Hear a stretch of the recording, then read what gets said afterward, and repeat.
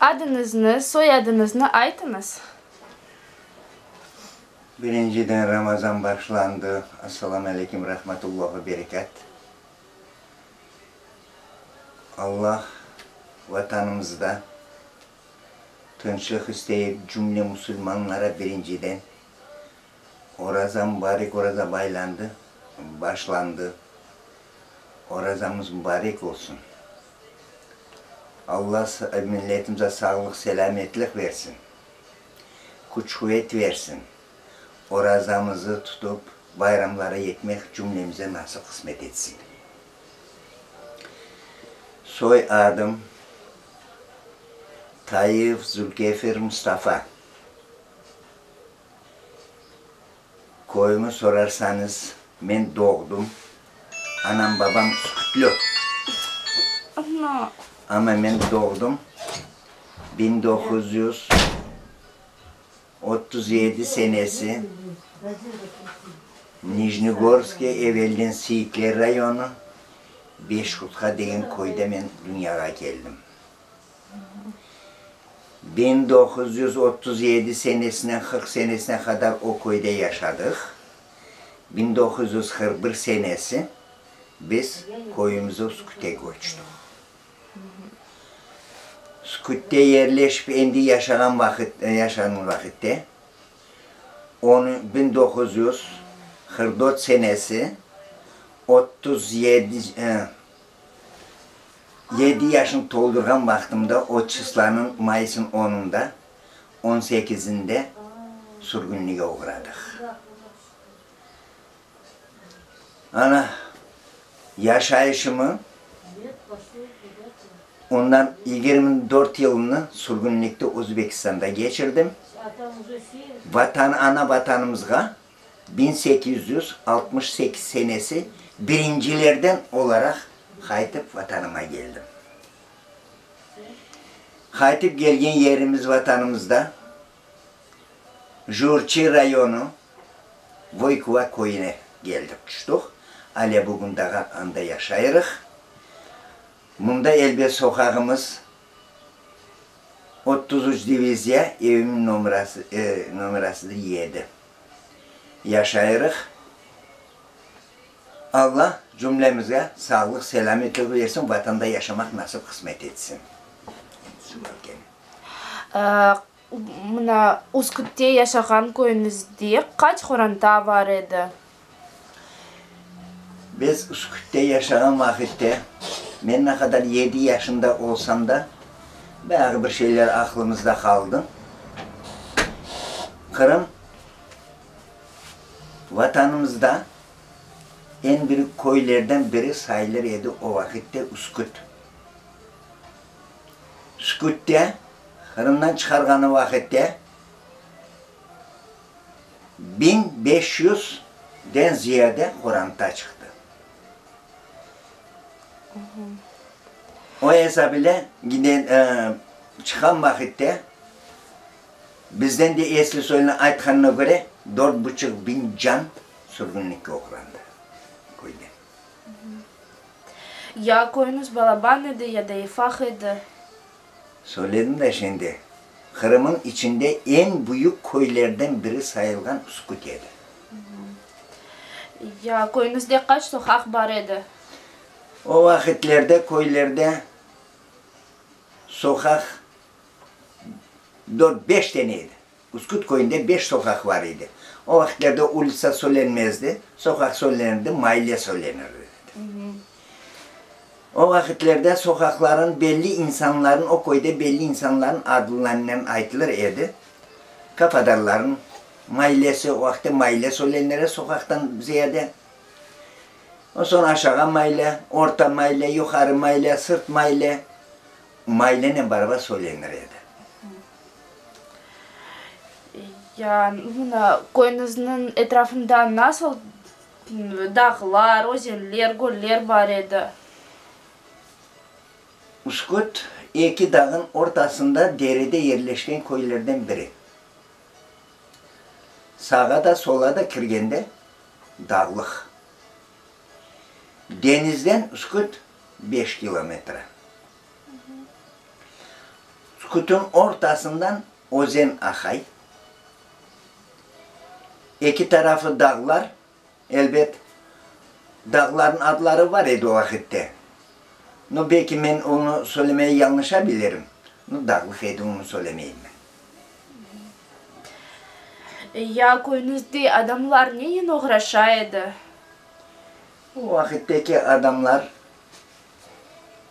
hepsi bağla, bakçılıkla beraber uğraşkan.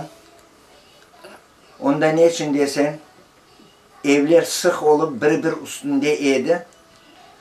Birinin azbarı, birinin damı idi. Koyun içinde agarotle uğraşmaz ediler. Malla, bağla, bahçının, herkesin toprağı var idi. Kırların tübünde varıp anda bahçının uğraşır ediler. Ya o sümlükler sizin bostanınızda nasıl var idi? Koyun içinde azbarları olan yerlerinde her bir türlü meyveden var idi. Kurması da var idi, kayısı da var idi, urugu da var idi, kızılçığı da var idi. İncir, böyle gerekli faydalı meyvelerden pek çok idi koyun içinde. Çoksu yüzümlük idi. Mallar var idi mi ve nasıl söylerim? Mallar var idi. En çok mal anda koy idi. Herkese sığır da var idi, eşki de var idi, koylar da var idi. En çoku koy hayvanı idi. Ya koy demine komşularınız, bekim dostlarınız, soyadlarını aklınızda tutasınız mı yok mu? Elbet tutayırıq. Komşus dünyada yaşamak olmak. Hani atalarımızın sözü var, en yakını kimdir? Komşudur. Komşunun adını bizden sağ tarafımızda en yakınlarını söyleyeyim. Dolama Hidayet idi, rahmetlendi. Oğumuzda Yunus Sarıyabla idi, rahmetlendi. Solumuzda Paralam Aktam Ağa idi, rahmetlendi. Ardımızda Havici Keşfi, onlar hepsi rahmetlendiler. Bu en yakın komşularım. Nasıl aşlar var idi?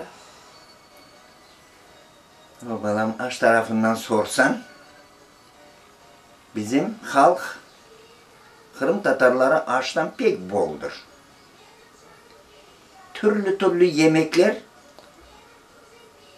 bizim halkta her bir milletten çoktur desem de yanlışmam ben. No, bizim halkın içinde en çok kullanılan sevimli aş, haşhaşı, yeri aş, çüberek, yantık, kobete, bana bunlar idi. Onun adlarını söylesin, onlar pek çok. Evet. Nasıl bayramlar var idi? Bayramlar, iki dini mübarek bayramımız var. O en büyük bayramlardan biri bizde sayılır. Onun arasında Hıdırlez Bayramı. Hıdırlez Bayramı'dır, bereket bayramı. Hıdırlez, biz kendimizi bilgenimizden belli bir bayramımız var ki gününü değiştirmez. Elbet onu değiştirmeye mümkün. Şimdiki vakitte elbet Kırım'da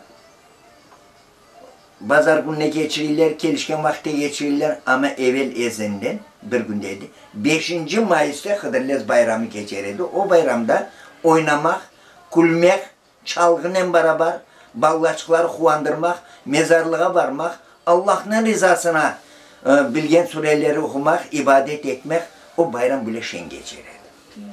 Yani bu bayramda nasıl müzikal aletler oynaydı? Şimdiki müzik aletleri o vakitte de var idi.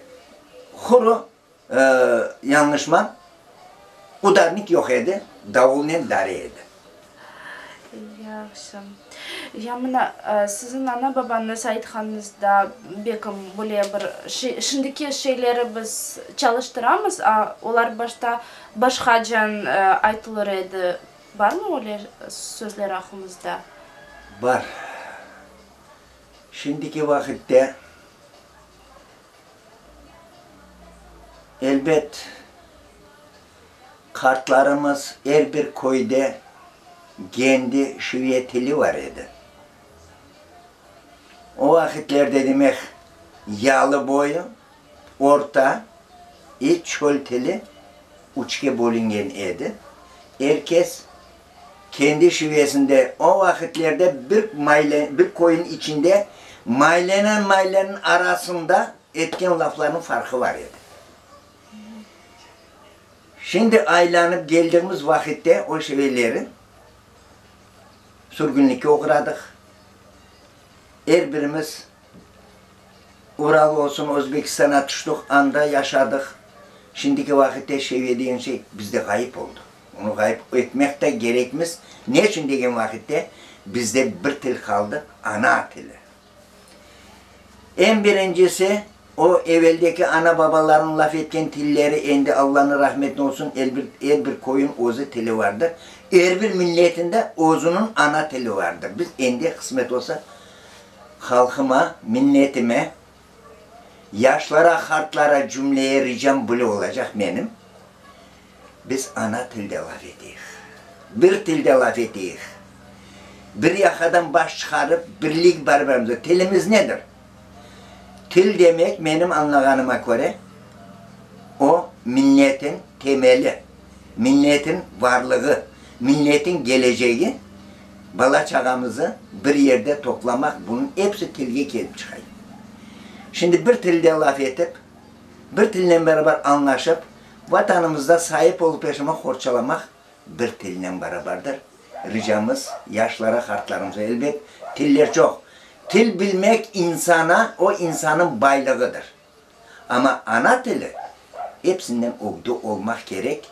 Onun için rica ederim bütün milletimize ana tilimizde çok konuşayım. Ya men böyle bir eşittim, bana aytkan ediler.